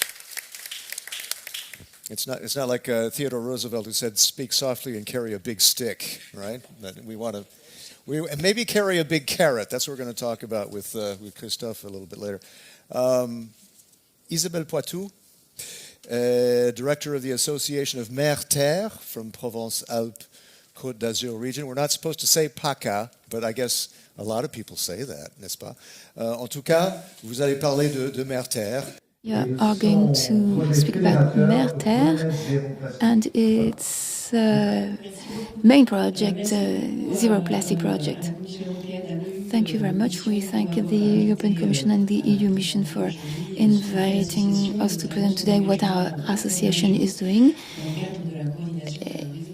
in this region, in the framework of network. I am the head of the Mer-Terre Association, which was created in 2000, and since 1994 I've been working on the issue of waste, including plastic waste and marine plastic litter. I studied marine biology before that, and I realized that that type of pollution was not adequately treated, it was considered as a nuisance for tourism, not as a major source of pollution. This is why I created the Mer-Terre Association in 2000, because I realized that it was necessary to have some associations measuring the quantity and the effect of marine pollution. You don't measure in the same way macro waste in the same way as chemical waste. It was at the time a huge challenge. It still is. We are trying to acquire more knowledge. It's a long process. It takes time for regulations to be designed and implemented, and those tools were created thanks to scientific organizations and associations. In order to get the knowledge, we had to offer some methods that were like a bridge between scientific needs and rigor and the needs of political leaders, local authorities. We had to find a way to bring everyone on board. Our human systems produce this pollution. How can we collectively act on this issue? The issue of macro waste is a very powerful tool for building awareness. Science is being questioned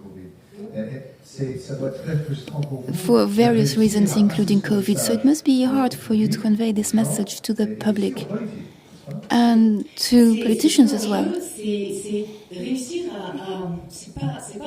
Yes, it doesn't just take millions. You've got to change the way people think. It's a question of personal commitment for each and everyone, and it's very complex. Hence the notion of participatory science, which we have developed with the support of the Provence-Côte d'Azur region and the Ministry for Ecological Transition, with the support of the Museum of Natural Sciences. We have defined a matrix defining 4 types of waste,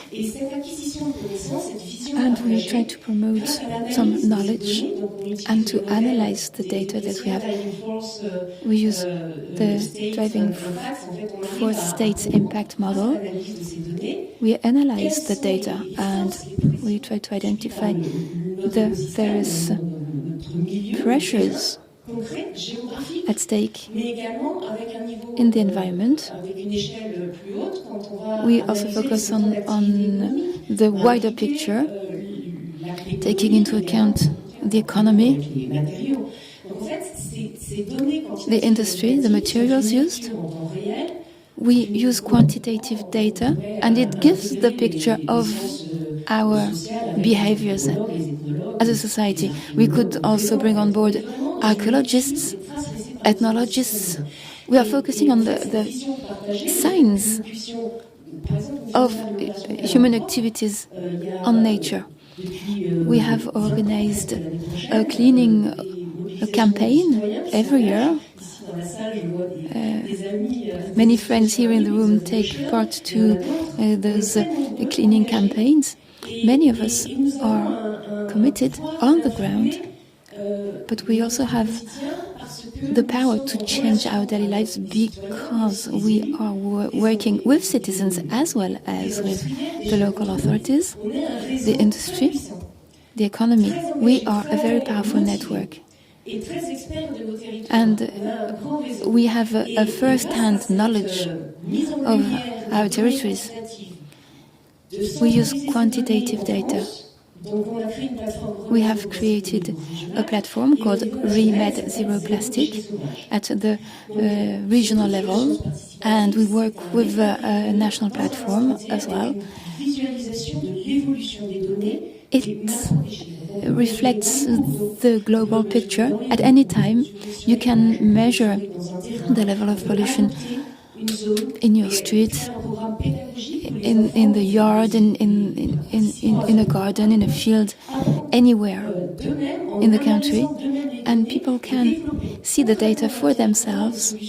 They can contribute to the data and see the results. We also involve children.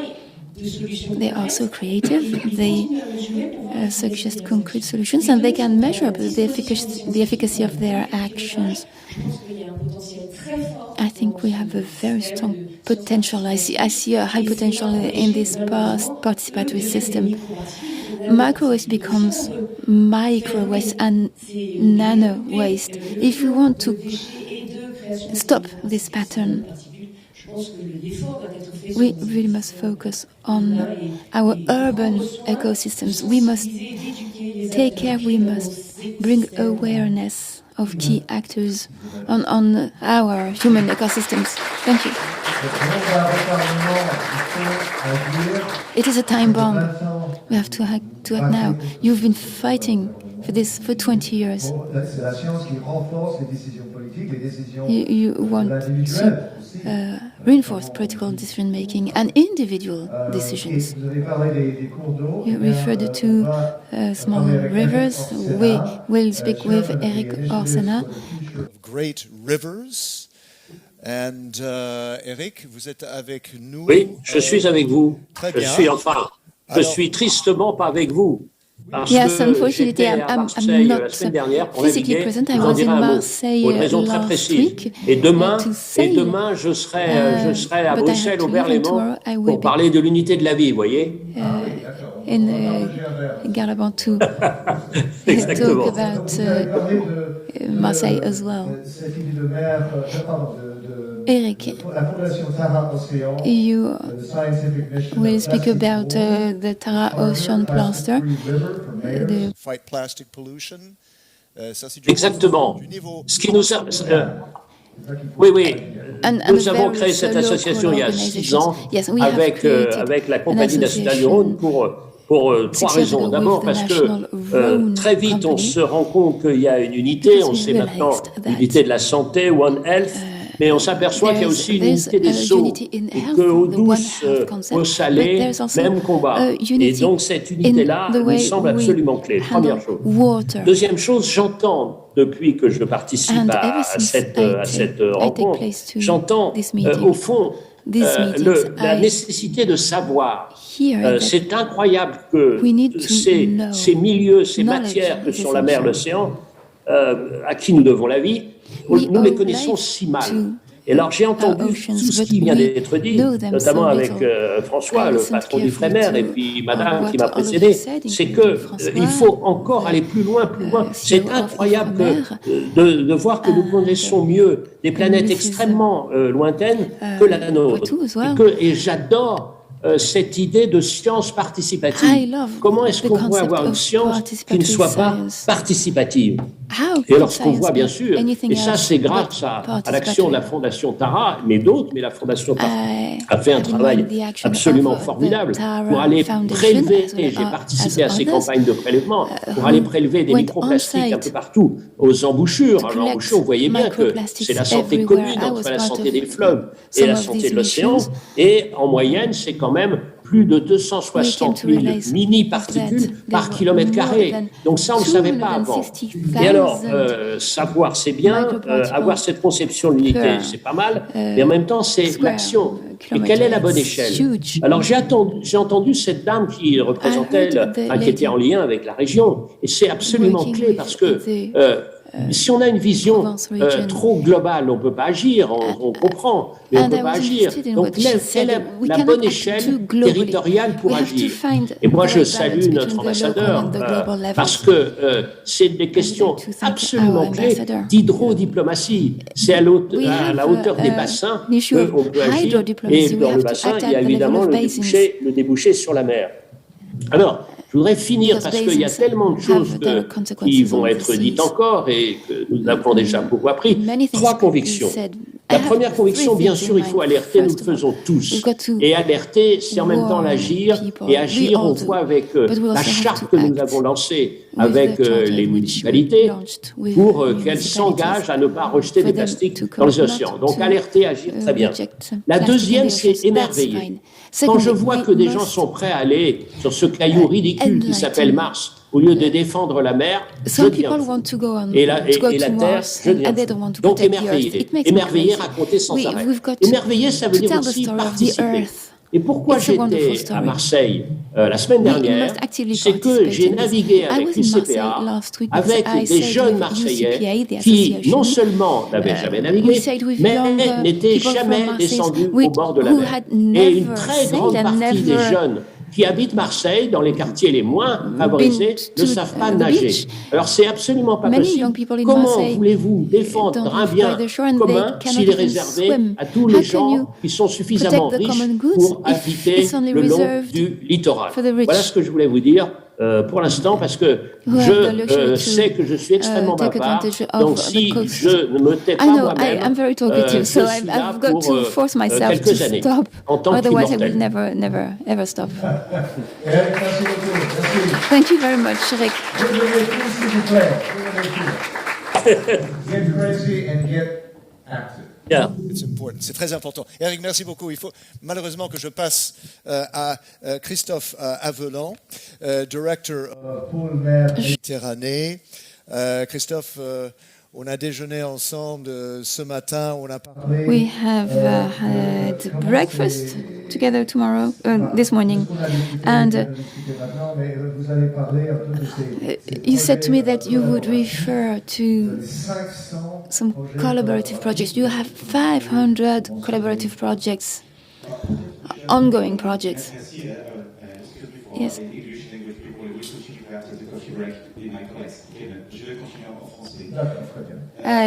Apology, I'll have to speak in French this morning. I listened very carefully to our friend Castugis, as well as François Ollier, Olivier Poivre d'Arvor. They referred to strategy, action, commitment, but they all came to the point of saying it's complicated because sometimes there are no voters. This is important. We are humans. We have to work. We need hope. We need to sail. We need food. 80% of the inhabitants of the earth live near the coasts. There are more and more of us. Should we have in mind the objectives of growth or slowing down growth? I think the answer is the blue economy. Let's be innovative. Let's develop science and technology. This is what we do in the Pôle Mer Méditerranée. We have 500 members as of today. It's a cluster association. It's a little bit atypical with respect to English or American clusters. We have small and large members, companies, representatives of the research, Ifremer, among others. So we have NGOs also. We want to develop a sustainable maritime economy. We want to develop all of the technologies that can help us reducing our impact on the environment. We have in mind reducing the impact of transports. In the future, we'll have ships fueled with hydrogen or wind power, solar power, you name it. We will no longer be able to use the carbon-producing ships. We will have to develop renewable energies coming from the sea, using tides, currents, wind. There are many perspectives for the industry. We can develop wind energy at sea, as well as wind energy and some energies on land which don't impact on the sea. So the Pôle Mer means innovation. We create jobs for the future economy. We connect the real world, the real economy, with the objective of making this planet more sustainable and decarbonated. And it must be a win-win solution, absolutely. François Ollier quoted François Galgani and his research work on plastics in the sea. 10 years ago, we had a research and development project which was co-funded by the state and by the region and by the ex-Marseille Metropole. The project was called Microplastics. It aimed 10 years ago at being able to count microplastics, know where they come from. This is how we started 10 years ago. And then as time went by, we developed the bricks of the Digital Twin Ocean project using simulations, estimations, sensors, and systems that count the microplastics on land, because microplastics don't stem from the sea, they are produced on the land. We need plastic containers. We can change them. It's not our work in the Polmer, but we can study their impact. We have some technological solutions. A different type of economy must be developed. What will be next? We are working on small territories, but we must now act in a more systematic way, in a broader way. In our region, we will not be able to contaminate the region with the support of others, hence the interest of projects like Lighthouse.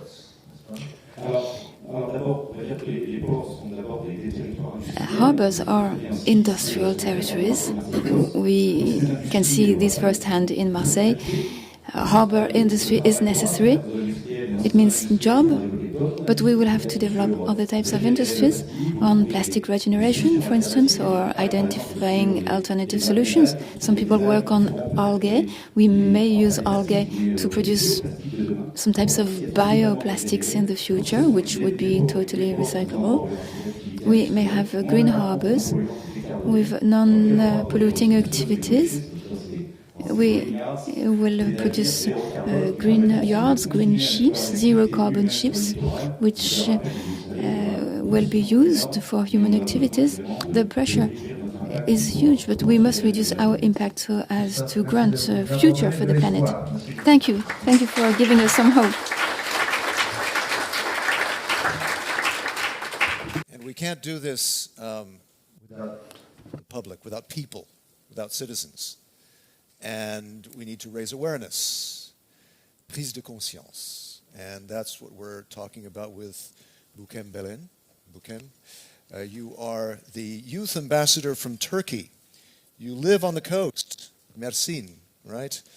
And you have these different projects. I'll let you talk about that. But the idea is reaching out to thousands of youth like yourself to make them care and act, right?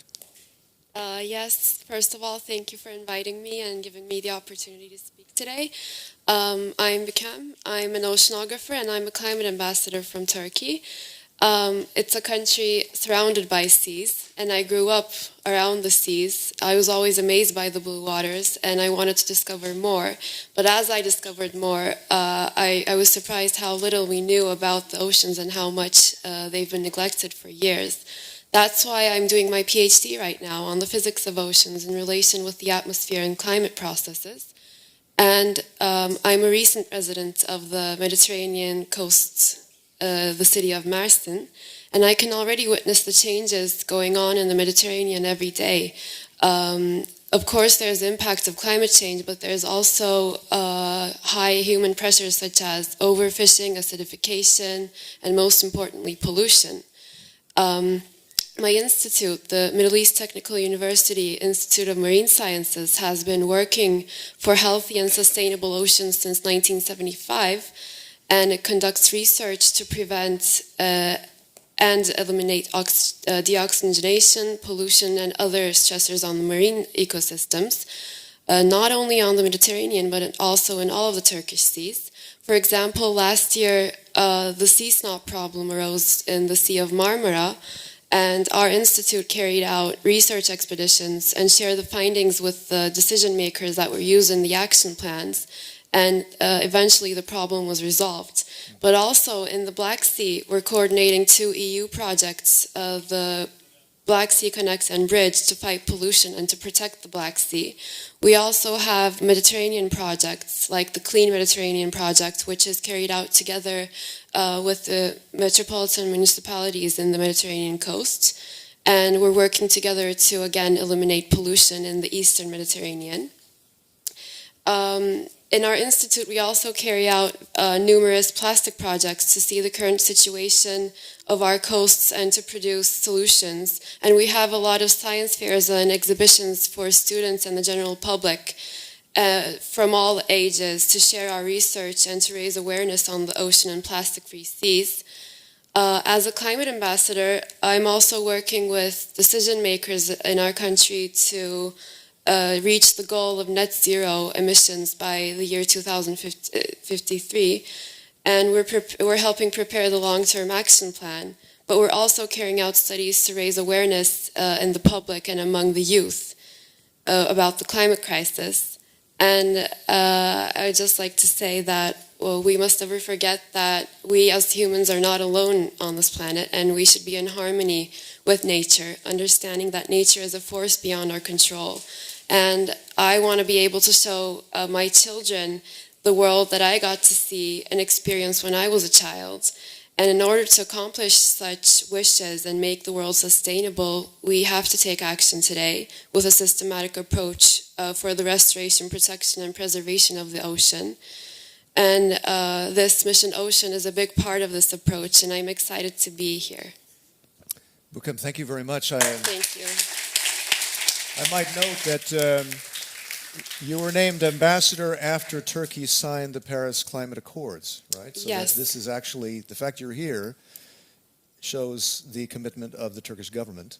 Yes, it's a very new thing, the Climate Ambassador Program. It's newly been set this year, and we have been selected from each university to represent our universities in the government and to take action in our universities and create student organizations and help spread the climate awareness.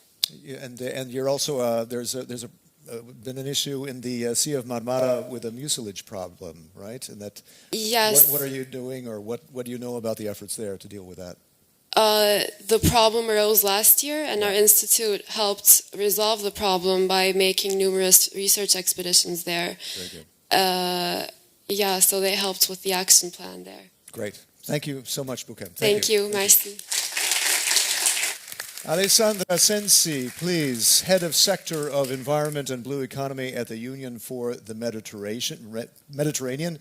You've been working on the Plastic Busters initiative, among other things. Can you tell us about that, please? Indeed, thank you very much, Chris, and thank you very much, everybody. I mean, it's a great pleasure to be here with you today, and I'm lucky enough, to be at the end of a long series of very important messages that have been delivered today.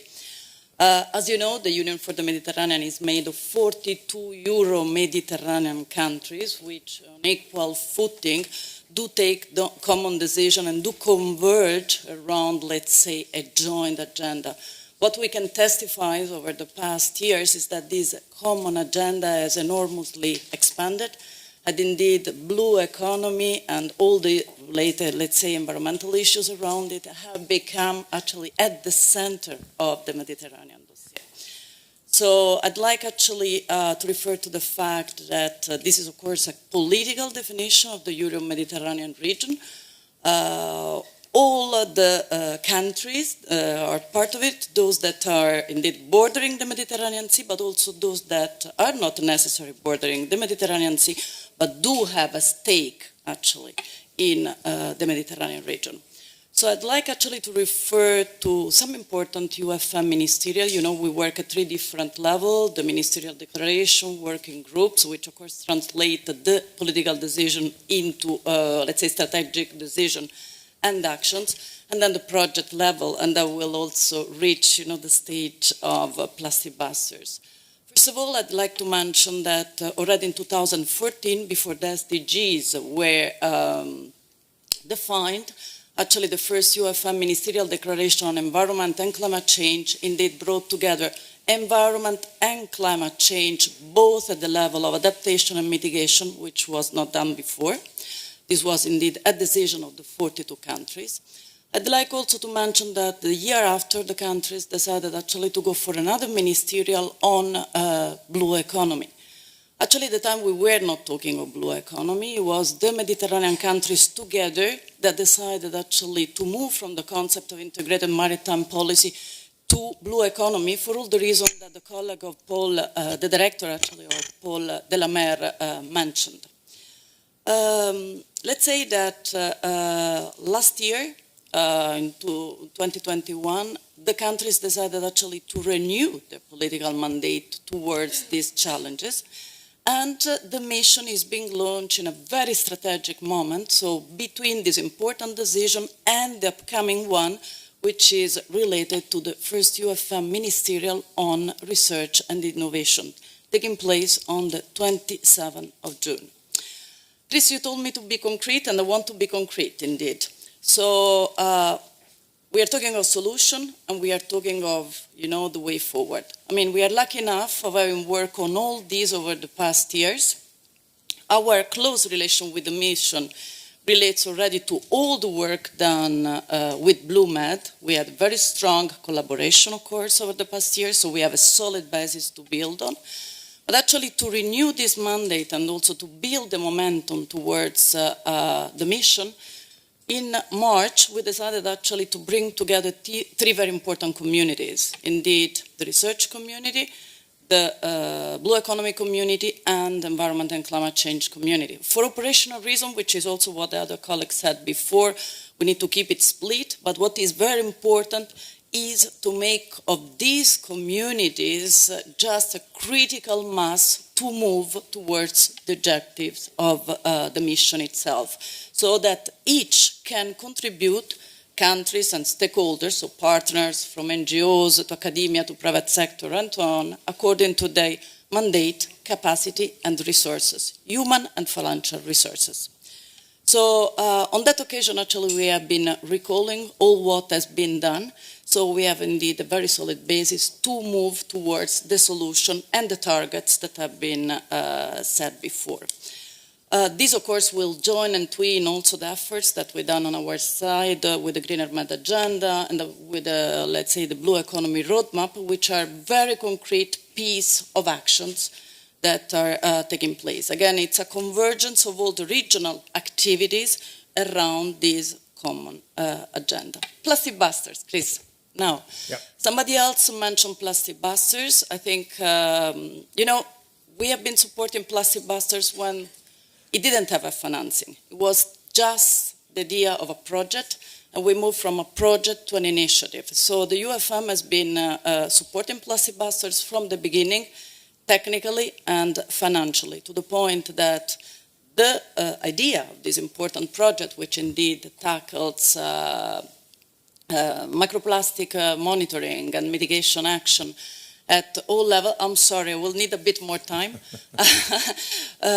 is indeed building all of a series of important, let's say, collecting all of important or scientific facts and data that indeed can be converted in decision making, recommendations. I mean, just very recently we have been putting together a policy paper where all these indisputable data can indeed be turned into important decisions, just to make this very important link between science and policy.